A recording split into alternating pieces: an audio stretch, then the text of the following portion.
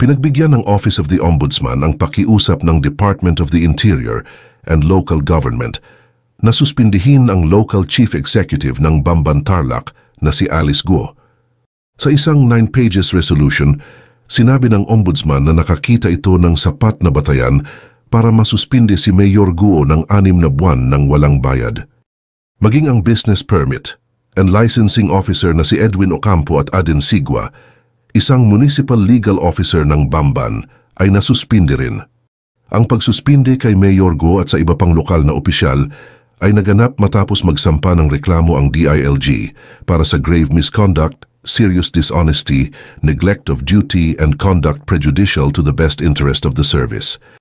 Noong ika-13 ng Marso, binigyan ng marka ng Presidential Anti-Organized Crime Commission o PAOCC ang isang illegal na offshore gaming operator na kilala din bilang Pogo. Ang mga operasyon sa lugar ay nauugnay daw kay Mayor Guo. Ang PAOCC spokesperson na si Winston Romeo Casio ay nagsabing hindi pa niya nababasa ang desisyon. Gayunpaman, makakatulong umano ito sa kanila sa pangangalap ng higit pang ebidensya laban kay Guo. Narito ang pahayag ni Dr. Winston Romeo Casio.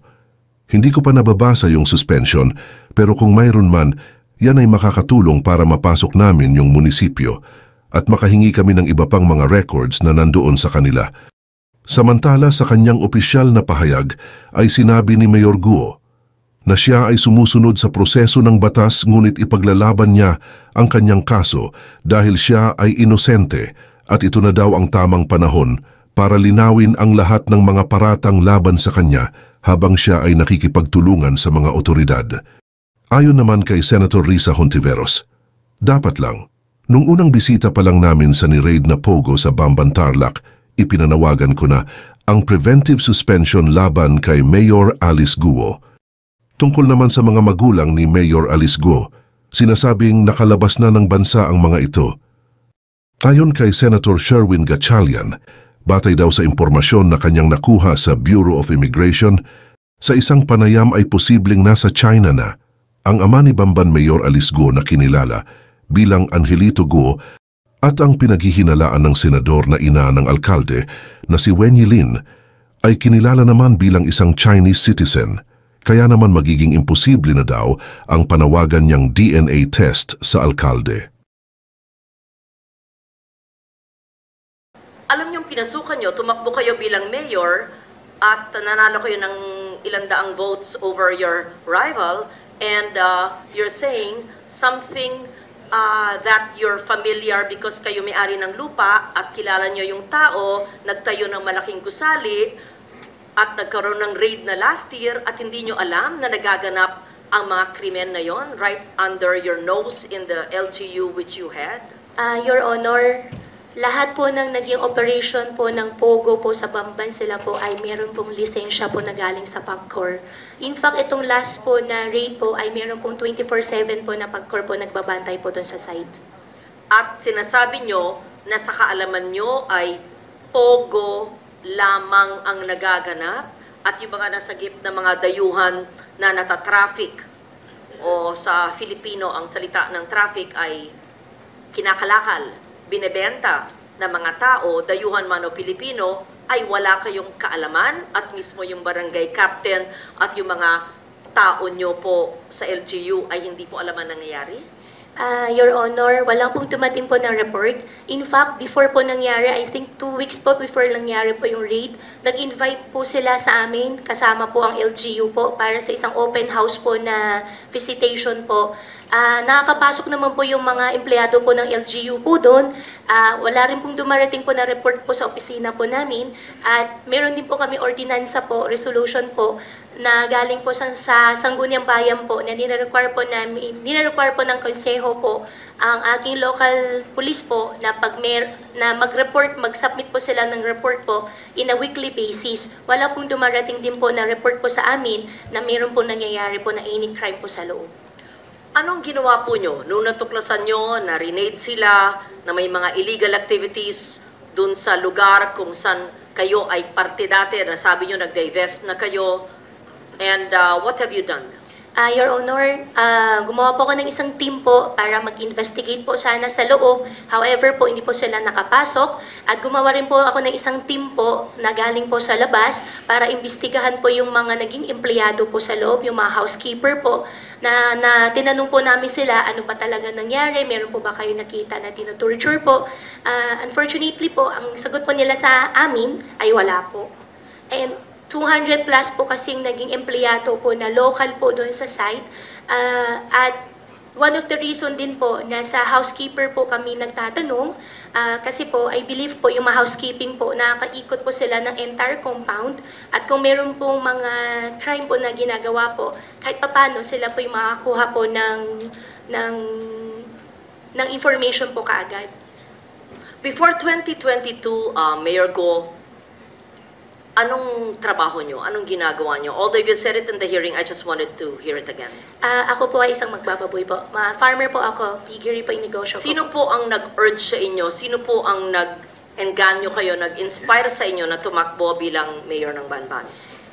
Sarili ko po. Childhood dream ko po. Childhood dream. Opo, ay gusto ko po na mapakita sa tatay ko at gusto ko po maging proud po siya sa akin. Saan ba yung childhood nyo? Dito po sa Pilipinas po. Saan po sa Pilipinas? Sa Bamban po. Saan po kayo napanganak? Nakita ko po dito po sa birth certificate ko po, Hilot po at iniwanan po ako ng nanay. Hindi, saan kayo napanganak? Nakita ko po dito sa birth certificate ko po, Hilot. Hindi ko po tinatanong yung proseso ng papanganak sa inyo. Saan po? Saan pong lugar sa Pilipinas, sa Central Luzon, sa Tarlac o sa Banban? Tarlac po. Saan po sa Tarlac? Matatalaib Tarlac po. Ano po? Matatalaib Tarlac Is that po. the barangay? Yes po, nakita ko po dito sa birth certificate ko po. No, you would have recollection of your childhood, right? Can you just give us a recollection of your childhood? Sino po yung best friend nyo? Saan po kayo nag-aral? Kung meron kayong makamag-anak? Recollections of, you're only 38 years old. You will remember your childhood. I mean, I'm double your age, but I would remember my childhood in Malabon. Your childhood. I know homeschool. I can't believe anyone is totally homeschooled all her life. Yes. Please tell us about your childhood. Your Honor, lumaki po ako sa farm. Which farm? Which farm? In what barangay? In what LGU? Barangay Virgen de los Remedios, Bamban Tarlac din po. Different po from the one po sa QJJ, yung katabi lang po niya. Nabenta po siya year 2000, hindi ko po maalala yung date kung kailan po siya nabenta. Tapos nakabili po ulit ng property po sa tabi at doon po nagtayo ulit. Lumaki po ako sa farm, Your Honor. Tinago po ako ng tatay ko po. Lumaki po ako na, ako lang po. Pinupuntahan po ako ng tatay ko po araw-araw. Lumaki kayo mag-isa? Kasama ko po ang katulong, kasama ko po yung mga kasamahan ko po sa farm. And Sino po yung makasamahan nyo sa farm? Sino yung katulong na naaalala nyo, pangalan, nationality, at sino yung nag-alaga mula kayong napanganak 38 years ago? At binibisita kayong ama nyo mula saan? Sa bansang Sina. At tell us about your childhood. Your Honor, sa farm po ako lumaki, sa Bamban po ako lumaki.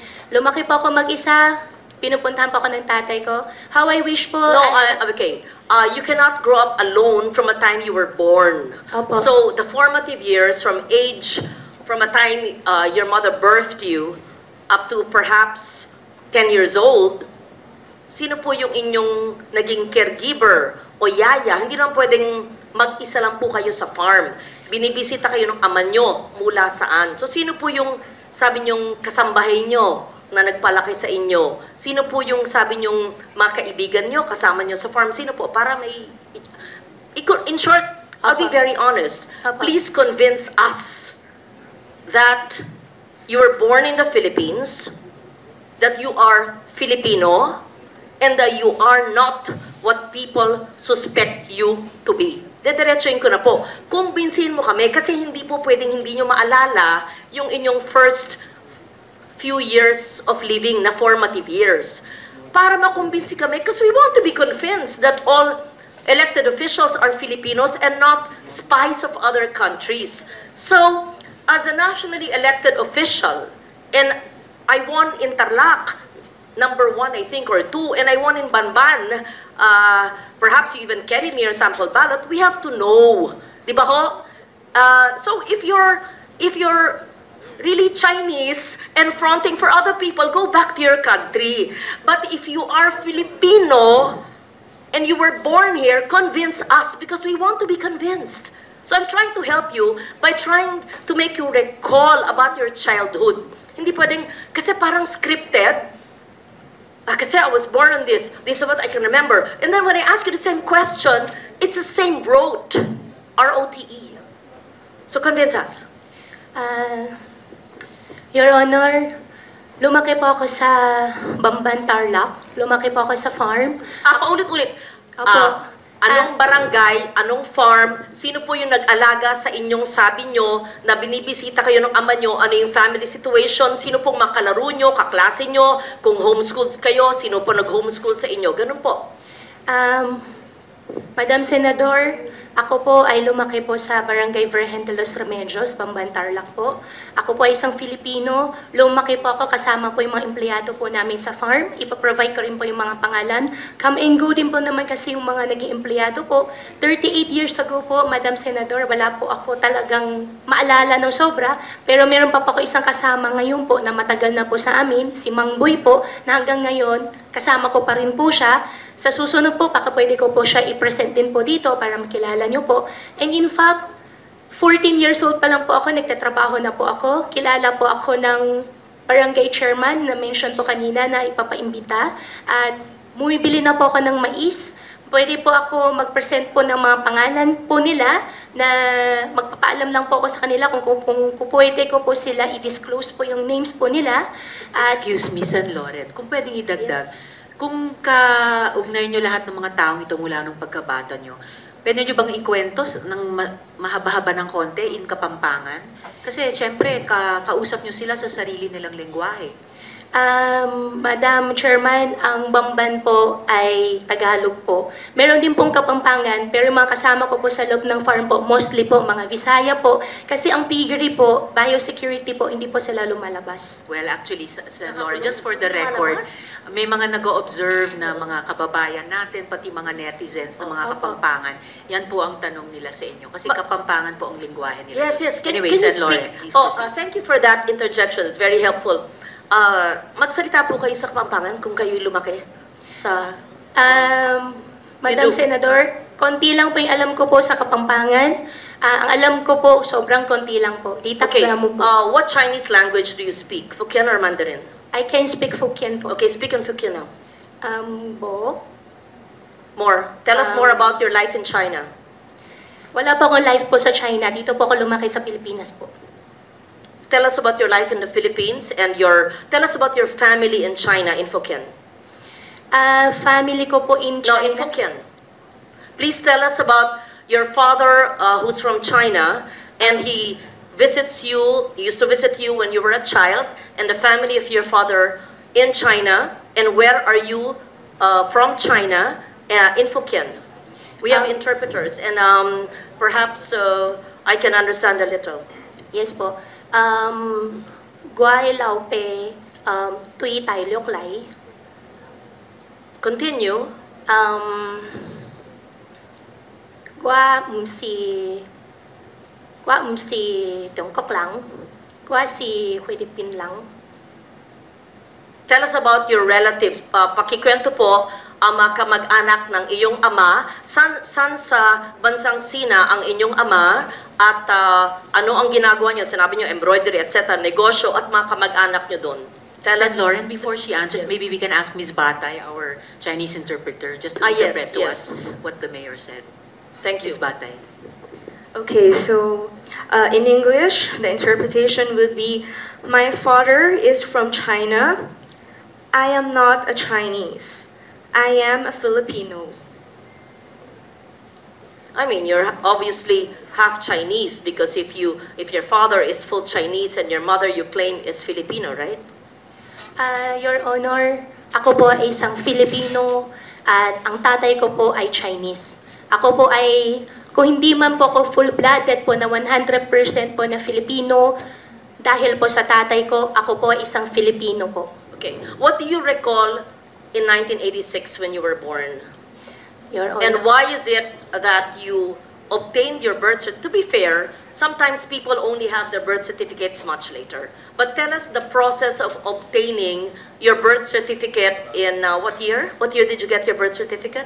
Your Honor, 2005 po. Yes. How Lauren, did you... if I might just quickly add to your Please, earlier please question. proceed, Madam Chair. Mayor, may childhood photos ba kayo sa Bamban? Yes. Meron po, nung bata po ako, Madam Chairman, hindi po talaga uso cellphone. Pero sa nangyari po, meron po camera mga po. circulation po ng mga pictures ko po ng teenage life ko po sa conception. I can provide po. In fact, hindi ko po alam na meron po palang ganun picture. Could you kindly give us the earliest photos of yourself and your family and your workmates, playmates in your very exclusive and closed farm that you said, and your relatives in China and your father's relatives, and the time that you were born, 1986, hindi naman, okay, walang cellphone, but you must have photos. And Yes po. proof of your homeschooling. Siyempre, pag homeschooled, meron pa rin yan mga report card, hard copy pa noon, hindi pa soft copy eh. Yes po, Your Honor. Hanapin ko po yung mga picture po. Pati So, po yung mga tao po, pati po yung mga empleyado po na kasama ko po. what was the situation, Mayor Go, noong 1986 when you were born?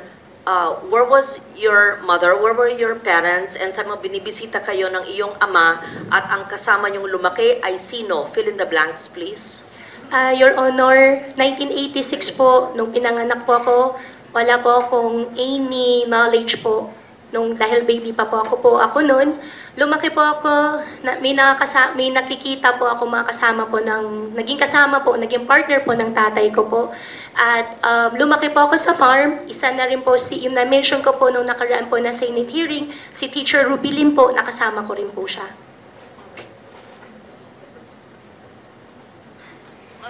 Can you please state once again your mother's name? Amelia Leal po, biological mother ko po.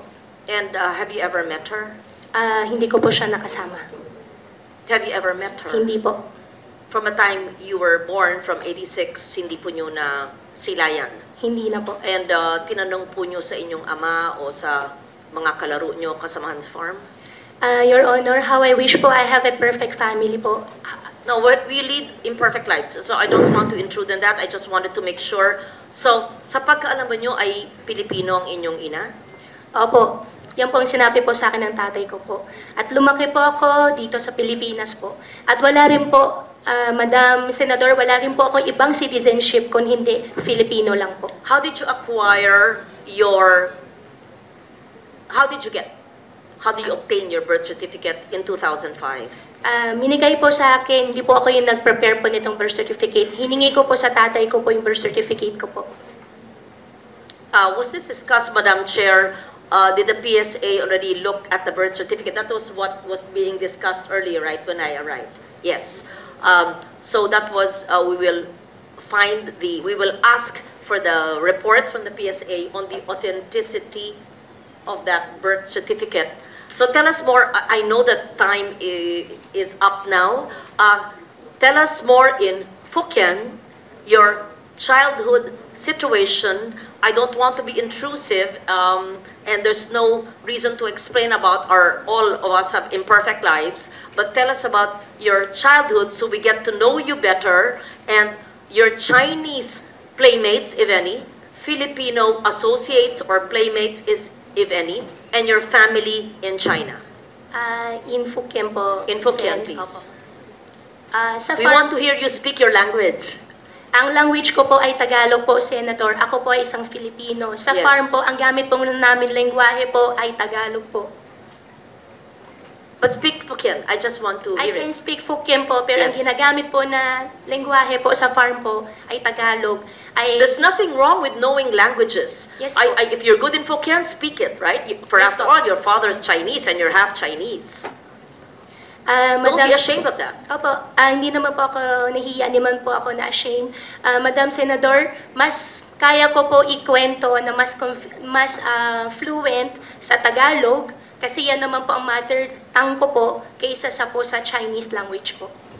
Kaya okay lang po na ikwento ko po in Tagalog. Okay, proceed. If you don't like to speak the language of your father, then speak in Filipino. Opo. Briefly please, Mayor, dahil malapit na tayo mag-suspend. Ay, opo, sorry po ma'am. Thank you. Just brief. Opo. Thank you, Madam Chair. Lumaki po ako sa farm, 14 years old pa lang po ako. Nag-aalaga na po ako ng baboy. Ako nagpapaanak. Ako rin po nagbebenta po ng mga fatteners po na nilalabas po ng farm. Medyo, hindi po yung negosyo. Mula po 1986 when you were born, your recollection, 86 to the time you obtained your birth certificate in 2005. Madam Senador po, nung maliit pa lang po ako, nung 1986 po, wala na po talaga ako malala. Although, ayaw ko po talaga ma-mention yung word na wala po ako malala, pero wala po talaga No, I'm ako not malala. asking about the day you were born. Obviously, nobody knows that. Any of us. I said 86 to 205. Between the day you were born and 9 years old, you would have some recollection. Ako nga po, doble ng age nyo. Naaalala ko pa yung childhood ko na ako'y 5 years old Kilala ko pa yung grade school teachers ko Yun lang po. Huwag tayo mag-philosophy po dito. I mean, Opo. obviously, I'm not asking you, how was it when you were born? Hindi po. From 1986 to 205. Madam Senador, lumaki po ako sa farm. Kinulong po ako ng tatay ko. Paulit-ulit naman, parang memoryado nyo. Kasi kino-coach ka ng lawyers mo siguro. Just, magkwento, parang kaibigan. Parang nagpunta senador sa'yo, Mayor, kamusta na kayo? Kamusta ang buhay niyo dito? Napana kayo sa farm? How was your life when you were born? Ganun. Sino yung neighbors nyo, playmates nyo, paano yung pamilya, binibisita ka ng ama mo, ganun. Kwento lang. Madam Senador, As a Filipino, as you claim. Opo, gustong-gusto ko po magkwento. Ang playmates ko po doon sa farm ay yung mga dati po namin empleyado rin po. Kaminggo po yung mga tao pero may mga luma, mga matatagal po namin empleyado. Pagbalik ko po ngayon araw, hahanapin ko po sila at sa susunod po na Senate hearing, isasama ko na lang din po Ako, sila. aaralin pa ng mga abogado. Teka po, anything, when I say, your first 10 years of your life, the first 9 years of your life, kilala ko pa yata isang abogado mo sa likod mo. Anyway, the first 9 years of your life, what is the first image that comes? Tell us about your farm life. Must be a charming, idyllic life, right? Opo, nasalo po ako ng farm. Di pa ako pinag-aral po ng tatay ko po. Ang nagtuturo po sa akin si Teacher Rubilin po na na-mention ko po nung nakaraan na Senate hearing. And how I wish po really, Madam Senador, na I have a perfect life po. No, However we're po, not talking about pinalaki po ako sa farm. imperfections or perfection. Kwento lang nga Opo. 9-10 years po. Siyempre man, Mayor, may maalala, 38 ka lang Opo, sa farm nga po ako lumaki po, Madam Senador. Hindi po naging normal po yung I'm not buhay ko asking po. nga normal or it's Madam Chair, I know that time is limited and I would want to get to know the mayor. As I said, we're giving you the opportunity to prove to us that you are Filipino. Opo. We ask you the questions which I would ask normal people. I would ask you, Lisa, tell me about your childhood, right? Survey in our childhood, I talk about my child. Yun lang. Nothing to be defensive about. You don't have to say the same thing. Basta sa farm po, tell us about your child. Ako sa farm. Basta tell us about your child. Sa farm. Ano ba? Huwag tayong robot. Tell us about your childhood. So we're convinced that you have a childhood in the Philippines. And if we ask you to speak about a foreign language, to speak in a foreign language that you are, nabihasa ka, ay hindi, mas magaling po ako sa Pilipino. Ba't may kakaya kung magaling sa Fokien? Kung magaling ka mag-Mandarin? Wala. Maganda nga. Marami ka na lengguwahe. I will leave it at that and I will Opo. ask more questions in the next hearing.